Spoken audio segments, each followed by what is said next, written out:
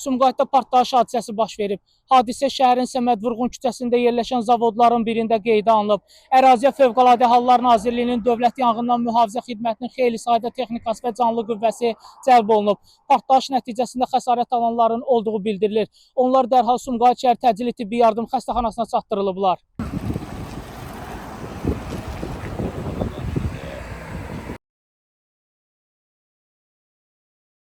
Sumqayıt şəhərində baş verən partlayış səbəbilə 20.05.2025-ci tarixində saat 12:20 radələrində 5 nəfər kişi cinsli şəxs Sumqayıt Tibb Mərkəzi nəzdində olan təcili tibbi yardım xəstəxanasına hospitalizasiya olunub. Müxtəlif dərəcəli yanıq xəsarətləri alan şəxslərə zəruri tibbi xidmətlər göstərilib.